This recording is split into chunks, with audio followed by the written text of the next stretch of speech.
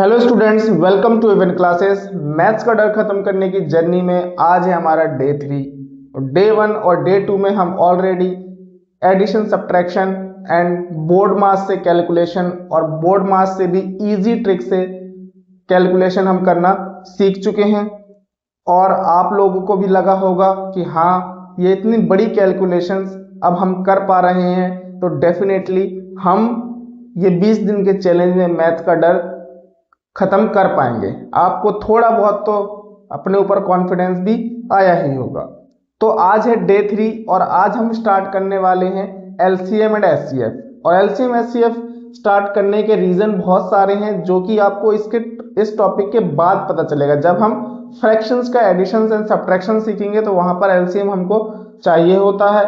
तो इसके लिए हम एलसीएम वाला टॉपिक उठा रहे हैं और ये भी बहुत ज्यादा जरूरी टॉपिक है। तो देखो, सबसे पहले अगर हम एलसीएम को समझे तो देखो एलसीएम होता क्या है। LCM means lowest common multiple. इसका मतलब क्या है?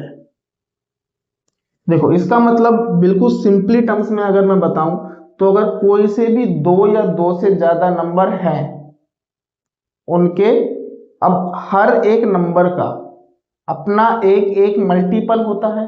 एक एक नहीं, मतलब बहुत सारे मल्टीपल होते हैं हर नंबर्स के। तो उन नंबर्स पर जो सबसे पहला कॉमन मल्टीपल आएगा उसको हम बोलते हैं लोएस्ट कॉमन मल्टीपल। अब जरा इसको प्रैक्टिकली भी समझते हैं। जैसे कि मेरे पास नंबर है मेरे पास बच्चों, सपोज 3 एंड 4। अच्छा, अब हम देखते हैं जरा मल्टीपल ऑफ 3। मल्टीपल ऑफ 3 क्या क्या होंगे? 3, 6, 9, 12, 15, इस तरीके से जाता रहेगा। अब मैं देखता हूं मल्टीपल ऑफ 4 क्या क्या होगा? 4, 8, 12, 16, 20 एंड सो ऑन। इस तरह एक डिस्टर्बेंस हो गई थी। तो मल्टीपल ऑफ 3 हमने देखे, ये मल्टीपल ऑफ 4 हमने देख रहा हूं। ठीक है, तो मैंने क्या बोला? लोएस्ट कॉमन मल्टीपल, मतलब इन दोनों में सबसे पहला कौन सा मल्टीपल है जो कॉमन है। देखो, दोनों में मुझे 12 दिख रहा है, यहां पर भी मुझे 12 दिख रहा है ना? तो इन दोनों का एलसीएम क्या हो गया? इन दोनों का एलसीएम हो गया भाई 12। सिंपल है। अब जैसे ही अगर मैं 3 नंबर्स की बात करूं, सपोज अब मैं अगर 3 नंबर की बात करूं 2, 3 एंड 4, तो मैं 2 के मल्टीपल्स देखता हूं। पहले 2 के मल्टीपल्स देखूंगा तो क्या क्या हो जाएंगे? 2, 4, 8, 10, 12, 14, इस तरीके से। 3 के मल्टीपल देखूंगा तो ये सेम है। 4 के मल्टीपल देखूंगा तो ये भी सेम है। अब देखो, अब फिर से 2, 3, 4 में भी क्या आ रहा है? 12 आ रहा है। उससे पहले देख लो, और तो कोई कॉमन नहीं है। देखो, अब यहां पर 3 नंबर की जब बात हो तो तीनों में कॉमन होना चाहिए वो नंबर, समझे? इधर 6 भी आएगा। देखो, जैसे 6 3 में और 2 में तो आ रहा है, पर 4 में नहीं आ रहा है ना? उसके बाद देखें तो मतलब कहने का ये कि अगर सिर्फ 2 और 3 का एलसीएम बोला होता तो क्या आ जाता? तो 6 आ जाता, है ना? तो ये है हमारा नॉर्मली एलसीएम का कॉन्सेप्ट, कि मतलब एलसीएम में हमें निकालना क्या होता है। अब इसको अगर हम प्रैक्टिकली समझे कि इसका रियल लाइफ में कहां पर यूज है, तो एक एग्जांपल समझो। एक एग्जांपल ऐसे समझो कि जैसे एक सर्कुलर ट्रैक है, ठीक है? यहां से आप और आपके दोस्त, सपोज ए और बी, दोनों क्या करेंगे? भागेंगे, ठीक है? और वो कुछ सर्कुलर, ये जो ट्रैक है, ये सपोज है 200 मीटर का, ठीक है। अब ए जो है वो क्या करता है, वो इसको सपोज 6 मिनट में एक राउंड पूरा कर लेता है, और बी इसको 8 मिनट में एक राउंड पूरा करता है सपोज, ठीक है। तो अब क्वेश्चन ये उठता है कि अगर ये दोनों एक ही टाइम पर सपोज 8 बजे स्टार्ट करते हैं रनिंग करना, तो अब ये बताओ कि दोबारा से इसी पॉइंट पर वो फिर से कब मिलेंगे। देखो, क्योंकि ये इसके राउंड लगाएगा, हर 6 मिनट में एक राउंड लगाएगा, है ना, और ये हर 8 मिनट में एक राउंड लगाएगा। तो इससे क्या होगा, इससे अगर हर 6 मिनट में एक राउंड लगा रहा है तो देखो, तो इसका जो पहला राउंड है, अगर ए के हम फर्स्ट राउंड की बात करें तो 6 मिनट में कंप्लीट होगा। सेकेंड राउंड की अगर बात करें 12 मिनट में कंप्लीट होगा। थर्ड राउंड की अगर बात करें 18 मिनट में कंप्लीट होगा। फोर्थ राउंड की अगर बात करें 24 मिनट में कंप्लीट होगा। फिफ्थ राउंड की अगर बात करें 30 मिनट में कंप्लीट होगा। वैसे ही अगर अब मैं बी की बात करूं, बी का जो फर्स्ट राउंड है वो 8 मिनट में कंप्लीट होगा, जो सेकेंड राउंड है वो 16 मिनट में कंप्लीट होगा, और जो थर्ड राउंड है वो 24 मिनट में कंप्लीट होगा, और जो फोर्थ राउंड है वो 32 मिनट में कंप्लीट होगा, है ना। तो मैंने क्या बोला कि वो कितने मिनट के बाद या कितनी देर के बाद दोबारा से उसी पॉइंट पर मिलेंगे। तो अगर तुम देखो, ये इसका एलसीएम निकालेंगे हम। क्या निकालेंगे? एलसीएम। अब देखो इस केस में एलसीएम क्या आ रहा है, 24 मिनट आ रहा है ना। तो अगर हम इसको प्रैक्टिकली भी समझे, जैसे मैंने बताया कि वो ये जो है ए, ये 24 मिनट बाद फिर से इसी पॉइंट पर होगा, मतलब होगा तो 6, 12 और 18 में भी, लेकिन जो 24 मिनट वाला जो टाइम है वो ऐसा टाइम है जिस टाइम पर दोनों होंगे। बस फर्क क्या होगा, फर्क ये होगा, डिफरेंस ये होगा कि जो बी जो है वो तीसरा राउंड कंप्लीट कर रहा होगा, और ए जो है वो फोर्थ राउंड कंप्लीट कर रहा होगा। उस टाइम पे होंगे दोनों एक ही पॉइंट पर और एक ही टाइम पर, लेकिन ए के 4 राउंड्स कंप्लीट हो गए होंगे और बी के 8 राउंड्स और 3 राउंड्स कंप्लीट हो गए होंगे। और जो कि बहुत ऑब्वियस भी है, क्योंकि ए जो है वो कम टाइम ले रहा है एक राउंड को कंप्लीट करने में, वो सिर्फ 6 मिनट ले रहा है, और बी जो है 8 मिनट ले रहा है। तो इसके अकॉर्डिंग अगर हम आंसर की बात करें कि वो दोबारा से फिर कब मिलेंगे, अब वो मिलेंगे 8:24 पे। ठीक है, ये समझ आया आपको एलसीएम? और कहां पर यूज होता है भाई एलसीएम? अब कुछ इस तरीके से प्रैक्टिकल प्रॉब्लम आती है। सपोज करो कि 2 रेड लाइट्स हैं, 2 ट्रैफिक लाइट्स हैं, ठीक है। अब इस ट्रैफिक लाइट में देखो इनका भी यूज होता है। कैसे? रोड्स कनेक्ट होते हैं, तो रोड्स कनेक्ट होने की वजह से हमें रेड लाइट का सिस्टम रखना होता है कि कहीं ऐसा ना हो कि ये वाली रेड लाइट भी इसी टाइम पे रेड है और फिर आगे वाली भी ट्रैफिक लाइट उसी टाइम पे रेड है, और जबकि दोनों का कंजक्चर है, ठीक है। तो इन चीजों का ध्यान रखना होता है। कैसे ध्यान रखना होता है? अब देखो, जैसे कि सपोज ये दोनों रेड लाइट फिर से 8 बजे फर्स्ट टाइम रेड हुई, ठीक है। अब ये वाली जो ट्रैफिक लाइट है ये हर 30 सेकंड में रेड होती है, ठीक है। और ये वाली जो रेड लाइट है ये हर 45 सेकंड में रेड होती है। तो अब कोई पूछे बताओ ये दोनों ट्रैफिक लाइट्स दोबारा से फिर से कब सेम टाइम पे रेड होंगी? तो इसमें भी सेम वही प्रोसेस करोगे तुम। क्या करोगे? पहली 30 पे हो जाएगी, फिर 60 पे, फिर 90, फिर 120, फिर 150, इस तरीके से। और इसको देखोगे 45 के बाद सीधे 90 सेकेंड्स पे। तो ये तो सिंपल हो गया। देखो इसमें भी 90 है, इसमें भी 90 है, यानी कि वो फिर से एक ही टाइम पर रेड कब होंगी, 90 सेकेंड्स के बाद फिर से रेड हो जाएंगी। मतलब 8:01 और 30, ओ सॉरी, हाँ 8:01 और 30 सेकेंड्स पर ट्रैफिक लाइट्स क्या होंगी, फिर से रेड होंगी, दोनों की दोनों। समझ में आया आप लोगों को एलसीएम क्या है? ठीक है, तो ये रियल लाइफ प्रॉब्लम है और निकालना मैंने आपको बता दिया कैसे निकालते हैं। ठीक है, तो ये प्रैक्टिकली समझा भी हमने। अब हम इसको मैथ के टर्म्स में कैसे फाइंड आउट करते हैं उसको जरा देखते हैं। ठीक है, और फिर लास्ट में मैं आपको वीडियो आपको बिल्कुल लास्ट तक देखनी है, क्योंकि लास्ट में मैं आपको इनकी ट्रिक्स भी बताऊंगा और उन ट्रिक्स का यूज करके भी यहीं पे दिखाऊंगा, और कैसे जल्दी से जल्दी एलसीएम निकाल सकते हैं ये भी हम सीखेंगे। ठीक है, क्योंकि पहले तो हमें कॉन्सेप्ट बिल्डिंग समझना जरूरी है, कहां पर हमें एलसीएम निकालना है, कहां पर हमें एचसीएफ निकालना है, ये भी देखना है। अभी तो ये मैंने एलसीएम समझाया, अभी मैं इसका एलसीएम निकालना सिखाऊंगा मैथमेटिकल तरीके से।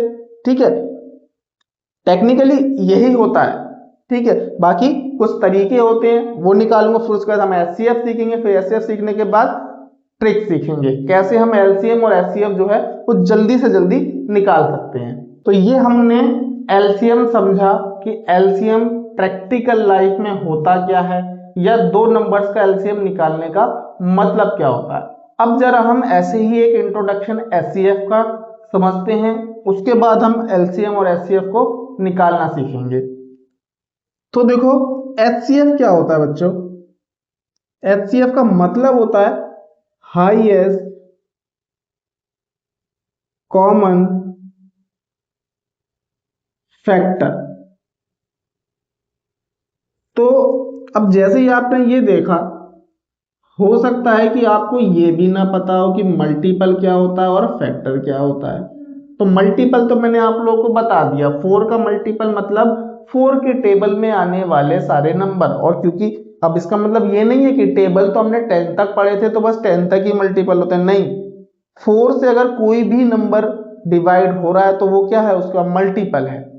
ठीक है, 4, फिर 10 के 40 के बाद 44, 48, 400, 4000, 4 लाख, ये सारे क्या हैं, मल्टीपल है 4 के।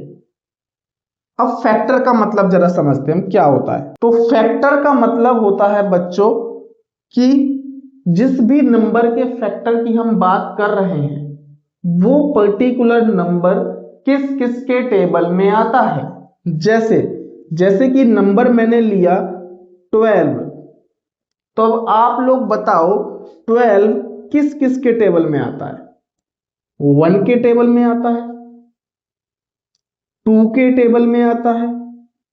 टेबल में आने का मतलब सिंपली क्या है कि 12 जिससे पूरी तरीके से डिवाइड हो जाएगा और रिमाइंडर कुछ भी नहीं बचेगा, है ना। तो 3 के टेबल में भी 12 आता है, 4 के टेबल में भी 12 आता है, 6 के टेबल में भी 12 आता है, और 12 के टेबल में भी 12 आता है। तो 1 2 3 4 6 12 ये सारे क्या हो गए, ये सारे फैक्टर्स हो गए 12 के। ठीक है, मतलब तो अब आपको मल्टीपल और फैक्टर के बीच में डिफरेंस समझ में आया।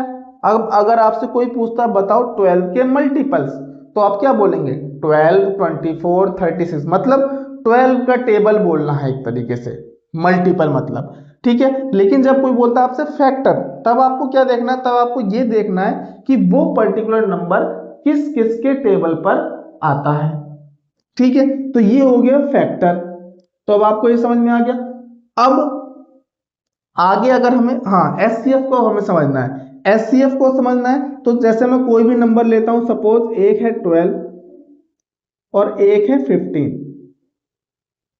ठीक है, तो हाईएस्ट कॉमन फैक्टर का मतलब क्या है, एक सबसे बड़ा वो वाला नंबर जो दोनों में कॉमन फैक्टर है।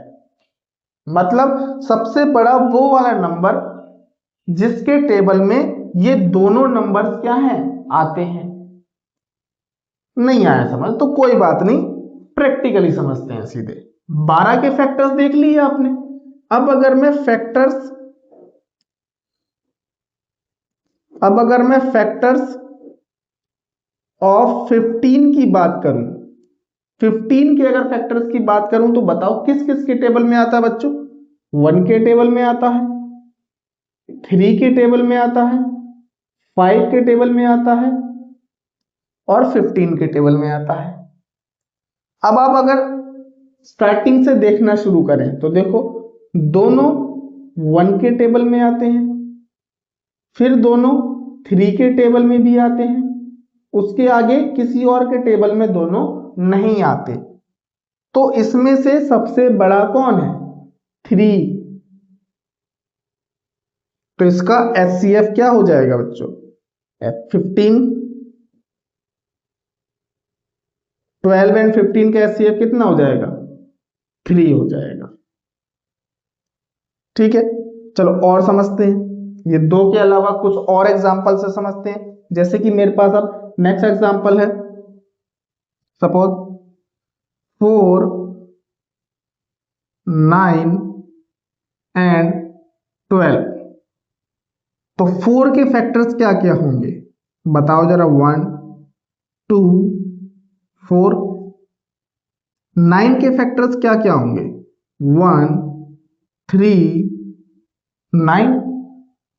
12 के फैक्टर्स क्या क्या होंगे, ऑलरेडी लिख रखा है मैंने, 1 2 3 4 6 12, है ना। तो अब देखो तीनों में कौन सा फैक्टर कॉमन है, देखो तीनों में 1 है, 1 है और 1 है। उसके बाद कोई भी कॉमन नहीं है। लेकिन हाँ, अगर हम 4 और 12 में देखें तो इन दोनों में जरूर एक कॉमन है, लेकिन अगर 3 नंबर्स की बात हो रही है तो तीनों में हम कॉमन फैक्टर देखेंगे। ठीक है, अभी हम देखेंगे कि इनसे कुछ इजी हो सकता है। जब मैं ट्रिक्स बताऊंगा तब हम क्या कर सकते हैं, इनका यूज करेंगे कि भाई ये 4 और 12 में अगर कॉमन है तो कुछ हम इसका यूज कर सकते हैं क्या। ये जब मैं ट्रिक्स करवाऊंगा तब आपको ये समझाऊंगा कि इनका भी बहुत ज्यादा रोल है, अगर हमें इजी तरीके से एलसीएम या एचसीएफ निकालना है तो ये तो आपने नंबर्स का प्रैक्टिकल तरीका समझा, एचसीएफ क्या होता है। ठीक है, अब इसका रियल लाइफ में कहां पर यूज है एचसीएफ का, इसको जरा हम समझते हैं। तो देखो, सपोज करो कि आपके पास 24 पेन्स हैं एंड 36 पेंसिल्स हैं। ठीक है, अब 24 पेन और 36 पेंसिल होने के बाद आपने ये डिसाइड किया कि मुझे क्या करना है, मुझे इनको कुछ ग्रुप्स में बनाना है, या फिर यूं कहो कुछ पेन स्टैंड में रखना है। लेकिन अब आपका मन कर रहा है कि हर पेन स्टैंड में आप सेम नंबर ऑफ पेन और सेम नंबर ऑफ पेंसिल रखोगे। तब आपको क्या करना पड़ेगा, एचसीएफ निकालना पड़ेगा। तब आप क्या करेंगे, 24 और 36 का एचसीएफ निकालोगे जो कि आएगा 12। ठीक है, 12 के टेबल में देखो, 12 2 जा 24 और 12 3 जा 36। तो इससे क्या पता चलेगा आपको कि भाई 12 के 2 सेट आपके पास पेन के हो जाएंगे और 12 के 3 सेट आपके पेंसिल के हो जाएंगे। तो सेम नंबर ऑफ आइटम हर एक पेन स्टैंड में आपके पास आ जाएंगे। ओके, तो ये है real life use of HCF. इसके बाद हम देखते हैं, ये आप समझ गए, मल्टीपल समझ गए, फैक्टर समझ गए, एलसीएम और एचसीएफ का भी मतलब समझ गए। तो अब हम समझते हैं जरा एलसीएम और एचसीएफ निकालते कैसे। खैर ये हमने देखा, प्रैक्टिकल तरीके से देखा कैसे निकालते हैं, लेकिन अगर नंबर्स बहुत बड़े हैं तब हम ये तो पूरा प्रोसेस नहीं कर सकते ना, एक पेज इसी में भरने नहीं लग सकते ना। जैसे कि नंबर है, मान लो सपोज एक नंबर है 200 और दूसरा नंबर है 450। तो अब एलसीएम और एचसीएफ निकालने के लिए अब हम 200 का टेबल करेंगे क्या, नहीं कर सकते। मतलब कर सकते हैं पर काफी ज्यादा टाइम कंज्यूमिंग हो जाएगा, काफी ज्यादा लेंथी हो जाएगा। अभी ये ट्रिक नहीं है, अभी जो मैं कराऊंगा ये ट्रिक नहीं है, ट्रिक सबसे लास्ट में मैं बताऊंगा जब एलसीएम और एचसीएफ का पूरा कॉन्सेप्ट खत्म हो जाएगा। अभी ये भी मैथमेटिकल तरीका, ये तो प्रैक्टिकल तरीका हमने देखा कि एलसीएम और एचसीएफ का मतलब क्या होता है। ठीक है, अब हम मैथमेटिकल तरीका देखेंगे कि किस तरीके से एलसीएम और एचसीएफ को हम निकाल सकते हैं। तो उसको निकालने से पहले आपको समझना होगा प्राइम फैक्टराइजेशन। देखो क्या समझना है, प्राइम फैक्टराइजेशन। अब प्राइम फैक्टराइजेशन क्या होता है, अगर आपको यह समझना है तो उससे पहले आपको पता होना चाहिए प्राइम नंबर्स क्या होते हैं। ठीक है, तो उससे पहले आपको पता होना चाहिए, यहां पे करता हूं, प्राइम नंबर्स क्या होते हैं। तो अगर बच्चों में आपसे पूछता हूं प्राइम नंबर्स क्या होते हैं, जल्दी से आप कमेंट कीजिए कि प्राइम नंबर होते क्या हैं, उसके बाद मैं बताता हूं कि प्राइम नंबर क्या होते हैं। देखो आप में से ज्यादातर बच्चों को ये पता है कि प्राइम नंबर क्या होते हैं, जो या तो 1 के टेबल से जाते हैं या खुद के टेबल से जाते हैं। ये डेफिनेशन काफी हद तक सही है, पर ये प्राइम नंबर्स की एग्जैक्ट डेफिनेशन नहीं है।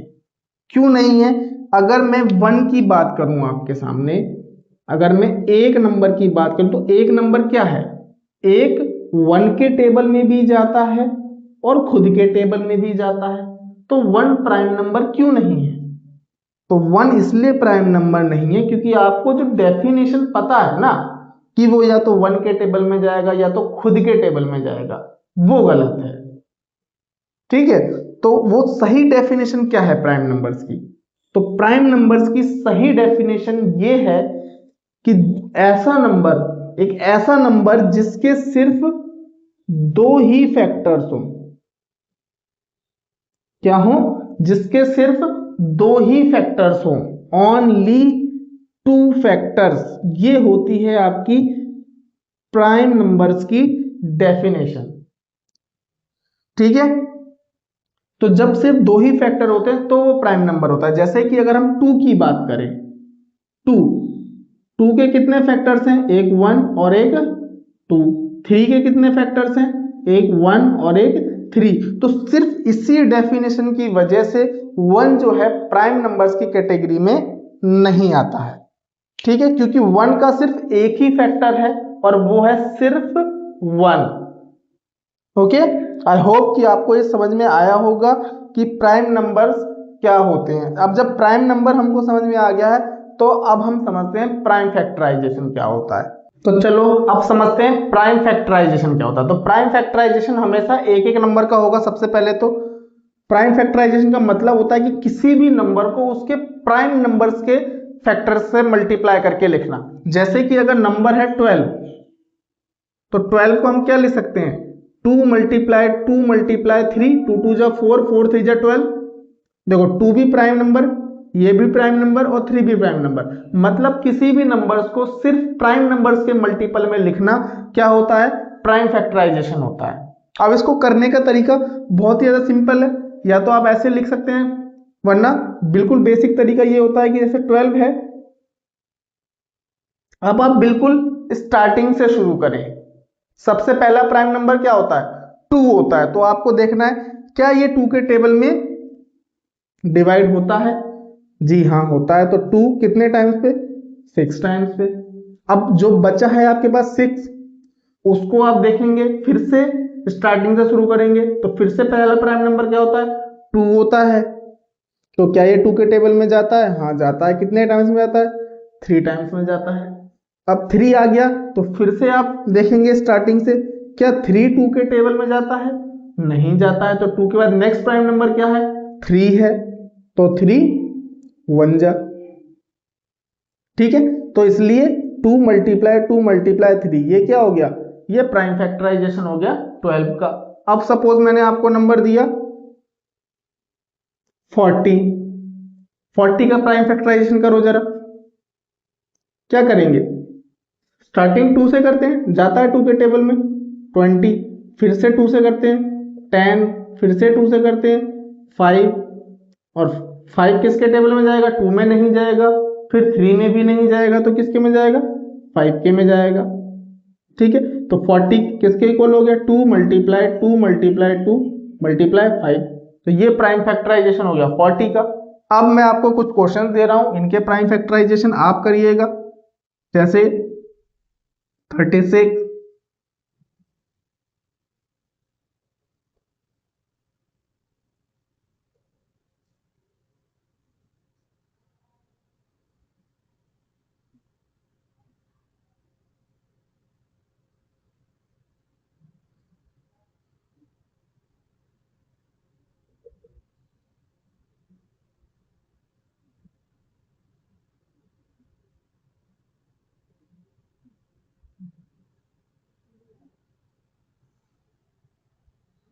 ठीक है।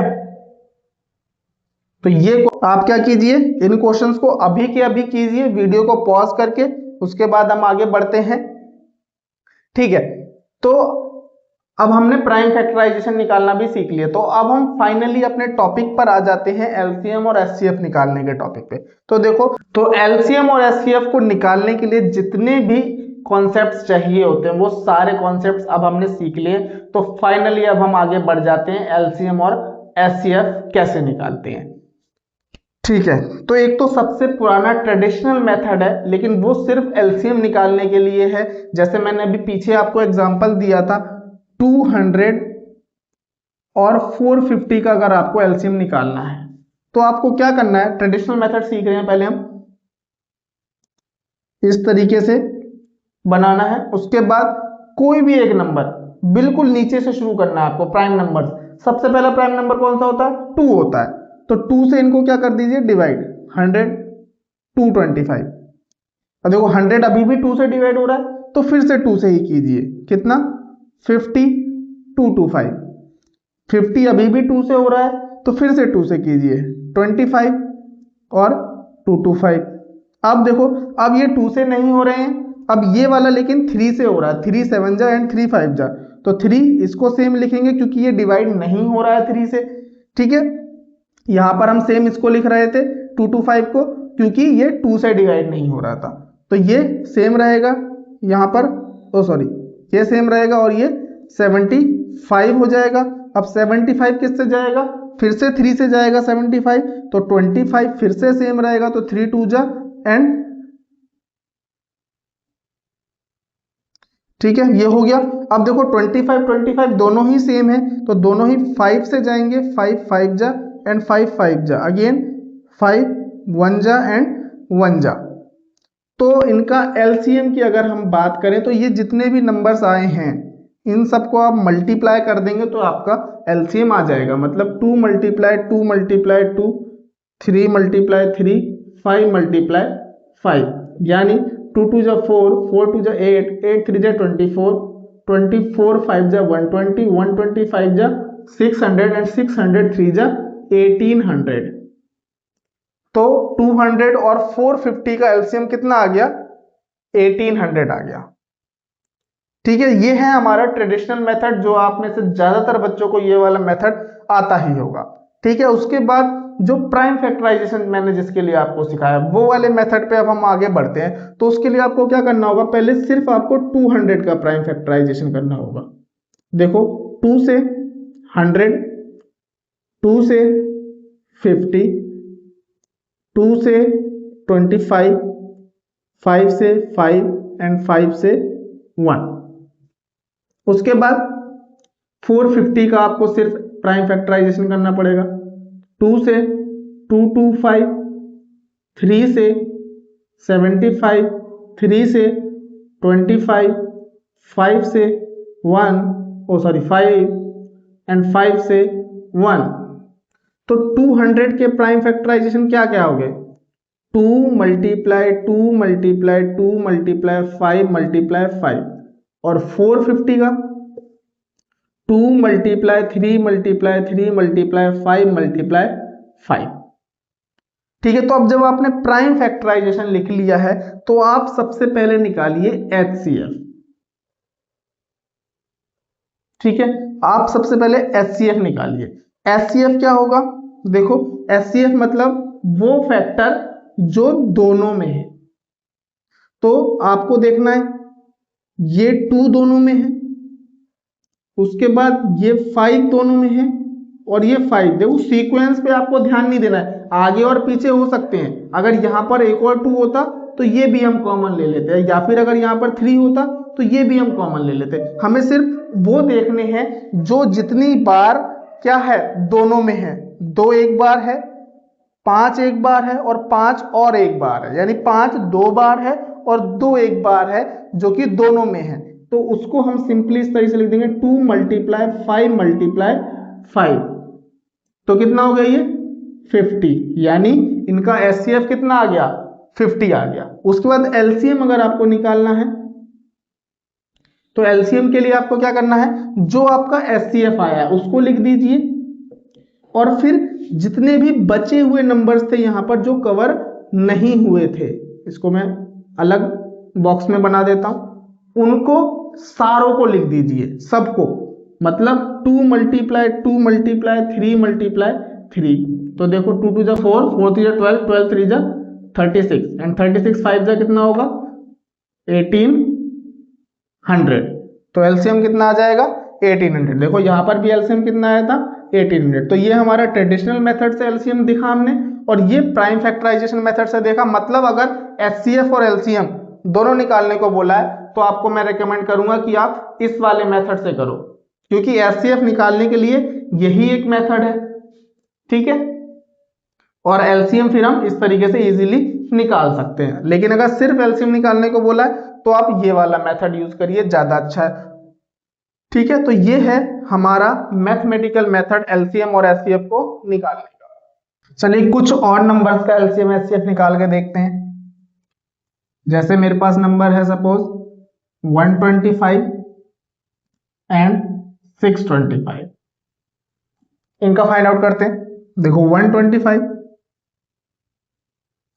इसको करो, देखो 2 से जाएगा नहीं जाएगा, 3 से जाएगा नहीं जाएगा, 5 से जाएगा क्या, देखो 5 से जाएगा 25, देन अगेन 5 से जाएगा 5, 5 से 1, ठीक है। उसके बाद 625,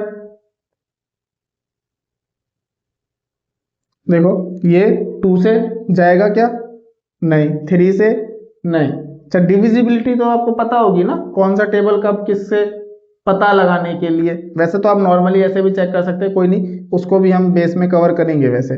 तो ये हो जाएगा 5, 5 1 जा 5 2 जा, देन 5 25, 5 5 एंड 5 1। तो यहां से क्या आ गया हमारे पास 125 equals to 5 × 5 × 5 and 625 equals to 5 × 5 × 5 × 5। तो अगर मैं एचसीएफ की बात करूं, देखो वो नंबर जो दोनों में, एक बार ये 5 दोनों में, 2 बार 5 दोनों में, 3 बार 5 दोनों में, तो कितना हो जाएगा 5 × 5 × 5, तो ये हो जाएगा 125 एचसीएफ। एलसीएम की अगर बात करेंगे तो आपको एचसीएफ लिखना है और जो नंबर बच गया उसको लिख देना है। तो आंसर कितना हो गया 625, ठीक है। अब कुछ क्वेश्चंस आप अभी सॉल्व कीजिए, इनके एलसीएम एचसीएफ आप अभी निकालिए, ठीक है। उसके बाद एक इंपॉर्टेंट बात है जो मैं आप लोगों से कहना चाहता हूं, मैं टेलीग्राम का लिंक डिस्क्रिप्शन में दे दूंगा, ठीक है। ऐप का लिंक भी डिस्क्रिप्शन में दे दूंगा। ऐप में भी आपको क्वेश्चन मिल जाएंगे, वहां पर आपको दिख रहा होगा कि आपको स्टार्ट कोर्स करना है। स्टार्ट कोर्स के अंदर आप जाएंगे, वहां पर सारे कंटेंट फ्री में अवेलेबल हैं। आप कहीं सोचें कि ऐप के अंदर जाके मुझे पेमेंट करनी होगी, तो ऐसा बिल्कुल भी नहीं है। फ्री में सारे क्वेश्चन, क्योंकि देखो फिर से मैं वही बात बता रहा हूँ, पिछली क्लास में भी मैंने बात बताई थी, मुझे बहुत कम रेस्पॉन्स मिल रहा है आप लोगों की तरफ से। मैं चाहता हूं कि आप लोग रेस्पॉन्स दोगे तो मैं मोटिवेट रहूंगा, अगर, क्योंकि मुझे लगना चाहिए ना कि हाँ अगर मैं कोई चीज सिखा रहा हूं तो वो किसी को मिल रही है या आगे बढ़ रही है, वो है ना। तो मुझे प्लीज आप ऐप में या फिर टेलीग्राम में रेस्पॉन्स कीजिए। अगर आपने क्वेश्चंस कर लिए हैं तो मुझे इन्फॉर्म कर दीजिए कि सर मेरे से सारे क्वेश्चन हो गए हैं, और अगर आपको किसी पर्टिकुलर 1-2 क्वेश्चंस में डाउट है तो वो भी आप बताइए कि सर मेरे से ये वाला और ये वाला क्वेश्चन नहीं हुआ है तो उससे क्या होगा, जब मैं नेक्स्ट क्लास कवर करूंगा तो उस पर्टिकुलर क्वेश्चन को भी मैं कवर कर लूंगा उसमें। अगर वो इजी होगा तो सीधे यहीं पे सॉल्व करके फोटो भेज दूंगा, है ना। तो आप लोगों की तरफ से मुझे इंटरेक्शन चाहिए ताकि मुझे भी मोटिवेशन मिले, मुझे भी पता चले कि हाँ, अगर मैं मेहनत इतनी कर रहा हूँ, सुबह 6 बजे 7 बजे उठ के ये सारी चीजें आपके लिए कर रहा हूँ, तो मुझे भी पता चले ना कि हाँ, इसका कुछ फायदा आप लोगों तक पहुंच रहा है। तो मुझे प्लीज कमेंट बॉक्स में बताया कीजिए आप लोग कि हाँ, आपको समझ आया या नहीं आया।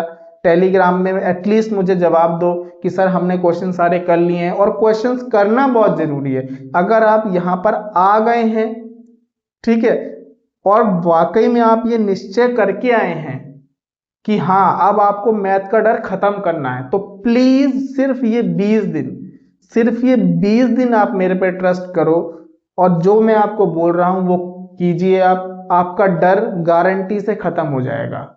आप क्वेश्चंस को उसके बिल्कुल मत करो। अगर आप लेक्चर देख रहे हो तो लेक्चर को देखने के बाद आप क्वेश्चंस को जरूर सॉल्व करें, क्योंकि सिर्फ 4 से 5 ही बच्चे हैं मेरे को लग रहा है जो टेलीग्राम लिंक में जुड़े हुए हैं। ऐप में मैंने चेक नहीं किया है कि कितने नए बच्चे आए हैं या नहीं आए हैं, लेकिन टेलीग्राम में तो सिर्फ 4 से 5 ही बच्चे हैं जो जुड़े हुए हैं, और वो उन क्वेश्चंस को सॉल्व करते होंगे क्योंकि मैंने वहां पर सारे क्वेश्चंस भेज रखे हैं।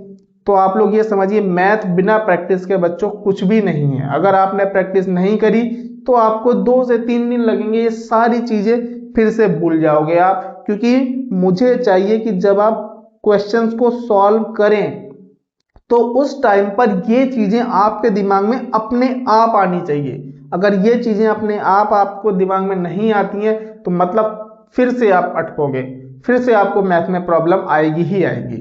तो आप प्लीज सारे बच्चे सारे क्वेश्चंस को कीजिए, जो भी डाउट है मेरे से पूछिए, मैं मना नहीं कर रहा हूं, मैं आपको जरूर बताऊंगा, ठीक है। उसके बाद जो इसके ट्रिक्स की बात है, क्योंकि ये ऑलरेडी कॉन्सेप्ट काफी ज्यादा हो गया मुझे ऐसा लग रहा है, तो ट्रिक्स जो है वो हम डे 4 के लिए बढ़ा देते हैं। डे 4 में हम इसकी ट्रिक्स को देखेंगे।